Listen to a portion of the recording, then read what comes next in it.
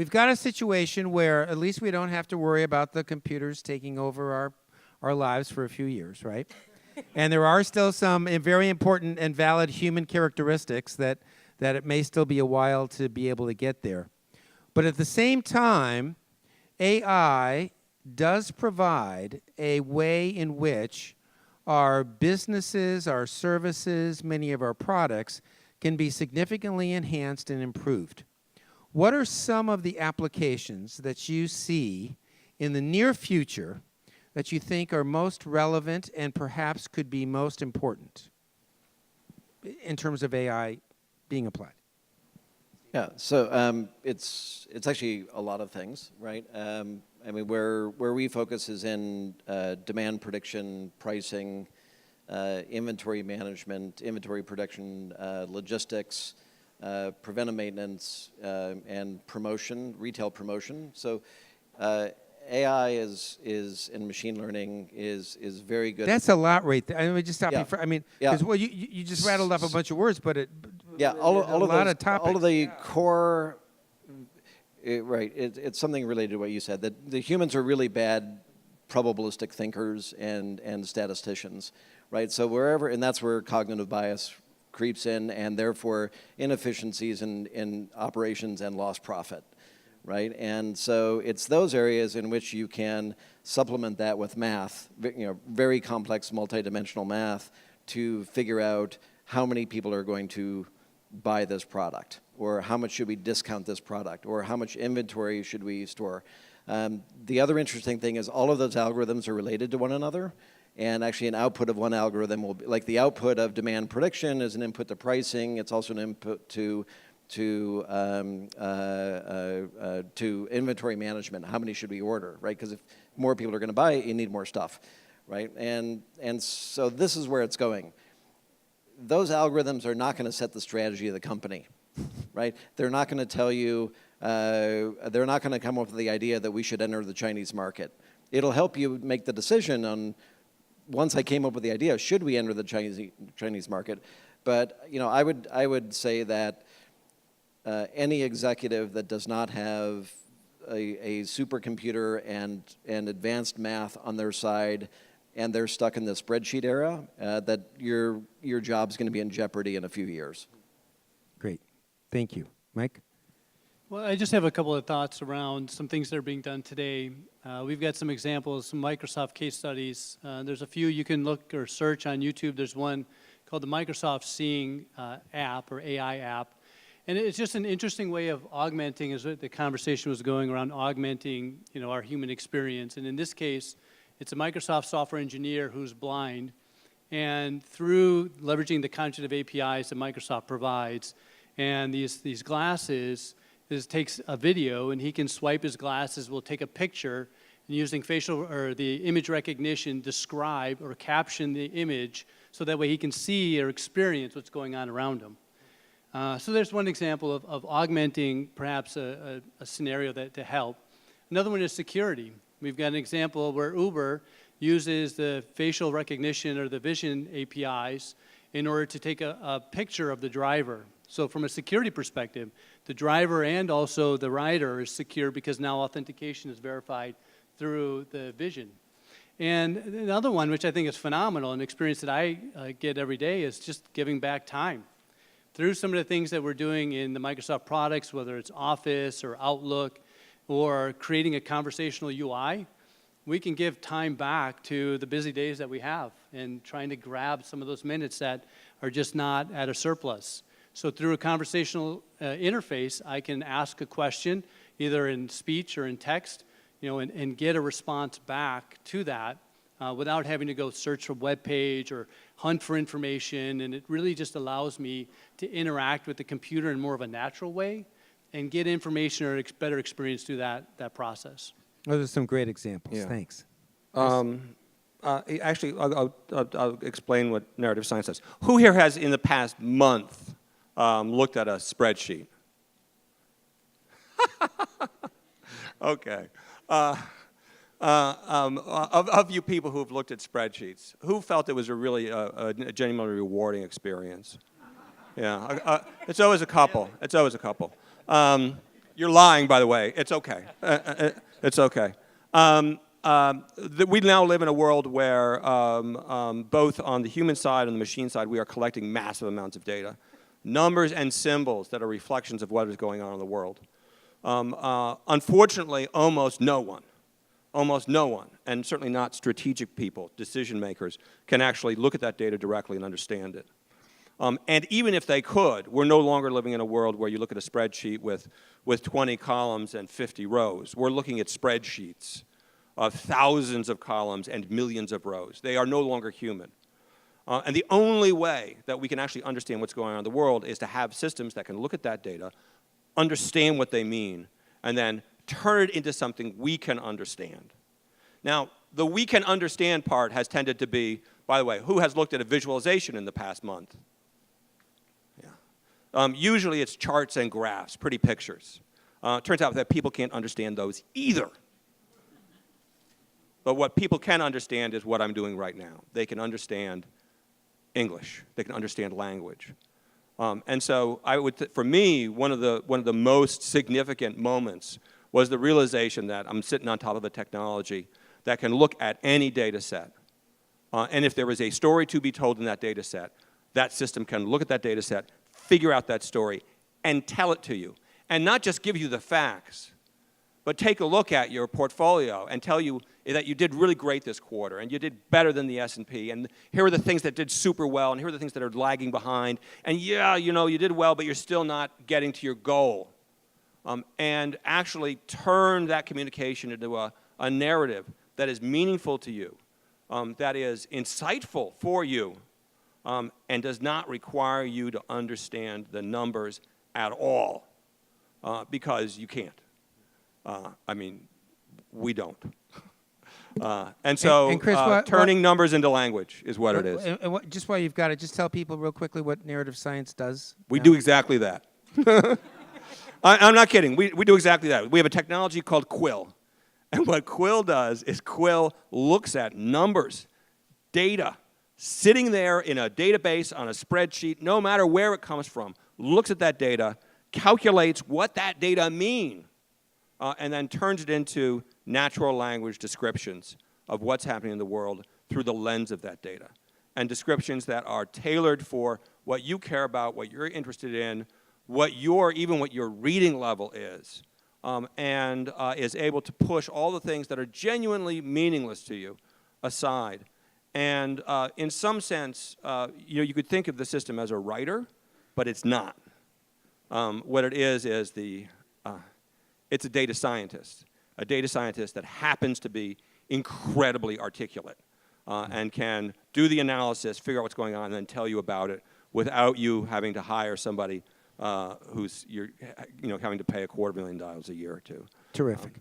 Brenna, you certainly have an application at the rehab of this that is pretty impressive. Yes.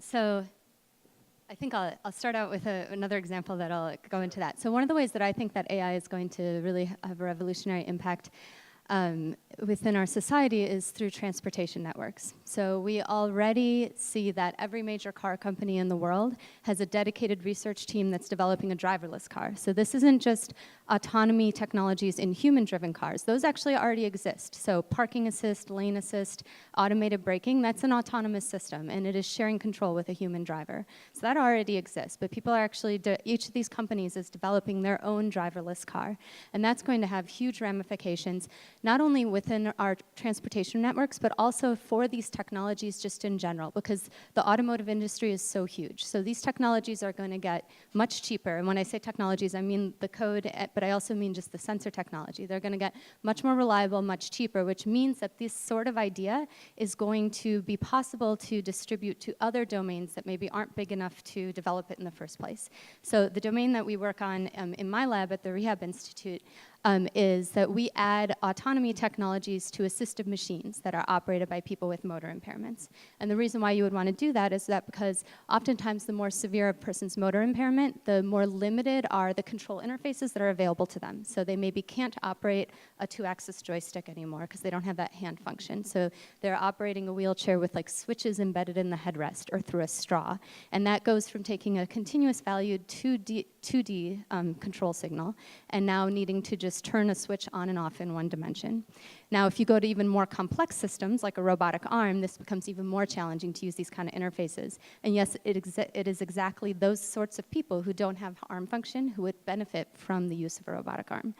Now, the market share for people who would benefit from these kind of technologies is too small to develop these technologies from scratch for it to make sense from a business perspective. But if the automotive industry has made these technologies cheap and reliable and affordable, we can start considering this, the possibility that this type of technology would permeate all these different aspects of society. So I think that this whole idea that we will have machines that have been traditionally been human operated that are augmented by autonomy in order to share control with a human and make it easier, make the human more capable, make it less of a burden to operate, that this is going to be something that's going to be really transformative in our society. Love it. Thanks. Yeah, Julie? Yeah, how many of you have been educated by a school system? Not a lot. Where did you guys go? Well, I'm sorry. Were you educated by a school system? Show of hands, because I only saw like 3. Okay, good. All right. So I just want to know who the audience is and who I'm speaking to. Okay. So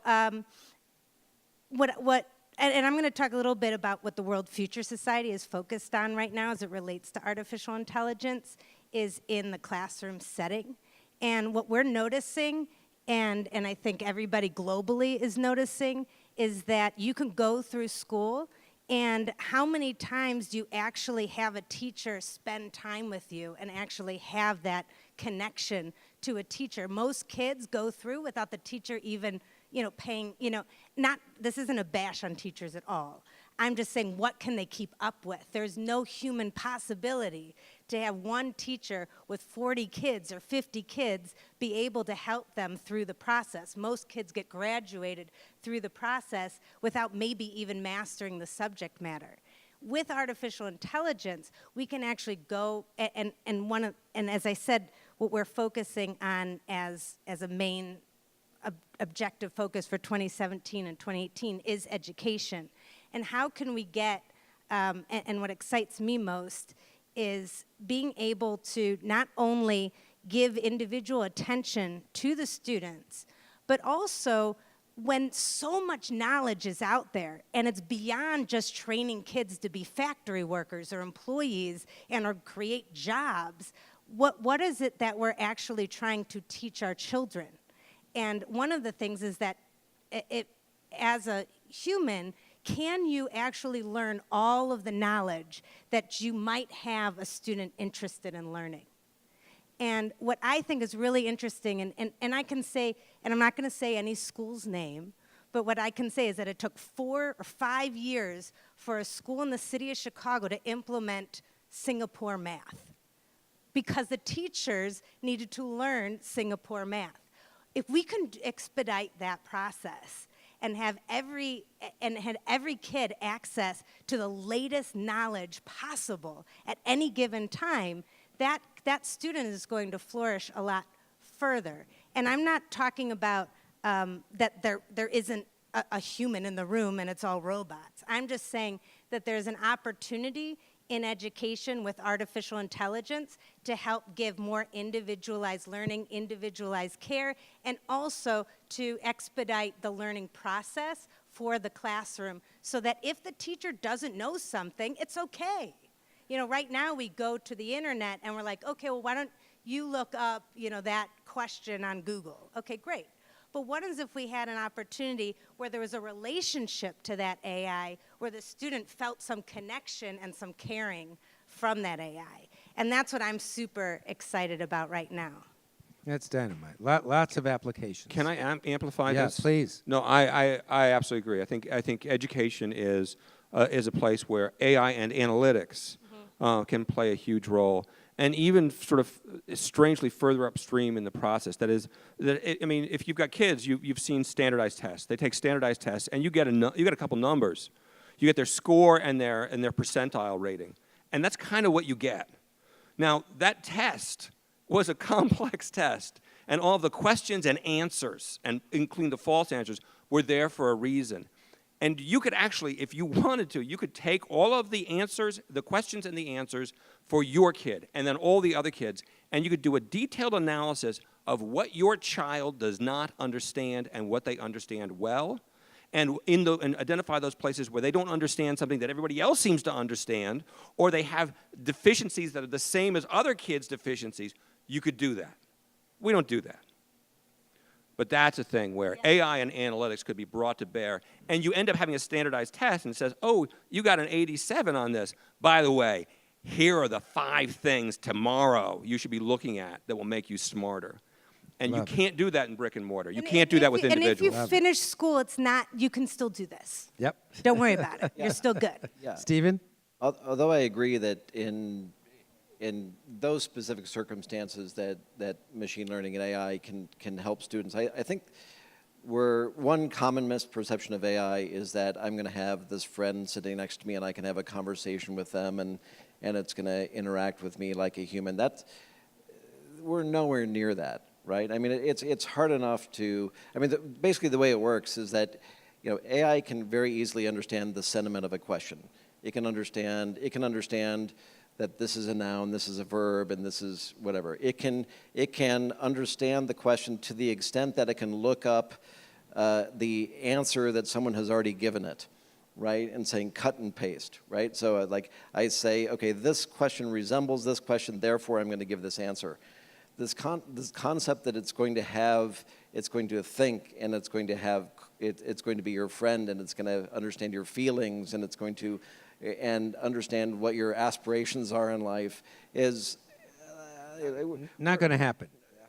I mean, At least for a while. I won't say never, but it's. I mean, we're so far away from that. I mean, it's like I can get it to do something. I can get it to do pricing really, really well, right? But having a conversation with a human. I mean, at Watson. Right, Watson was designed for Jeopardy, right, which is one question, one answer, right? It's, you know, or one clue, one question, basically, is technically correct. Didn't Watson beat Jeopardy? Right, yeah, Watson beat Ken Jennings at Jeopardy, right, the all-time Jeopardy champion.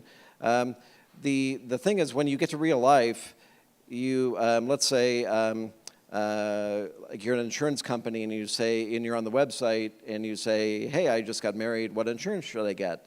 And it will tell you, and then you ask a question, how do I get that?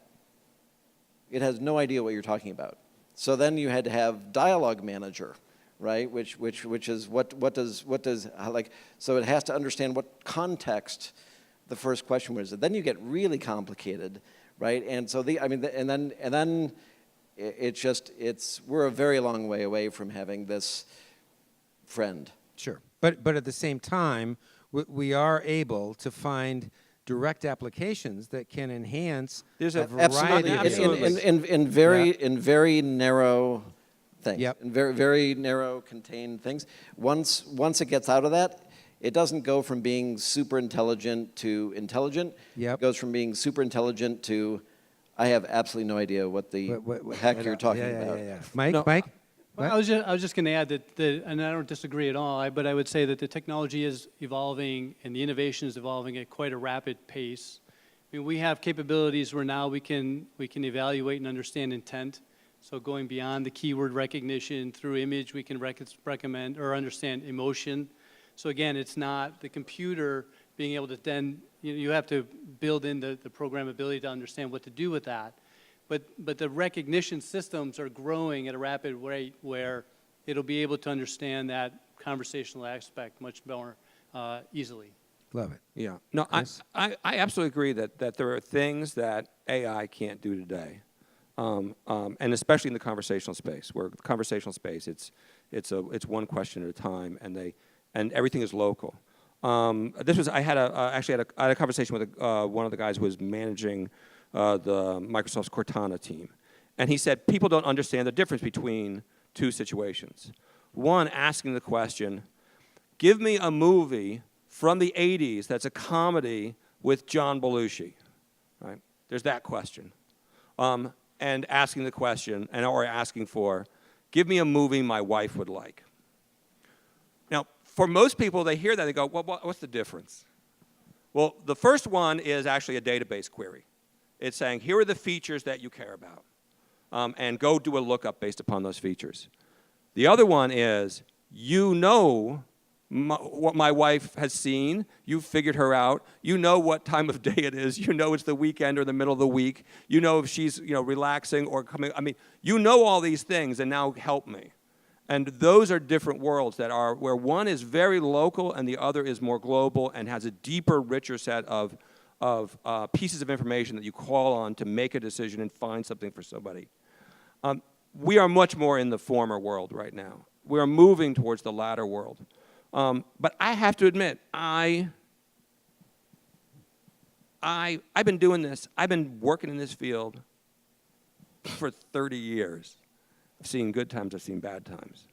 But I've never stopped believing that AI was possible.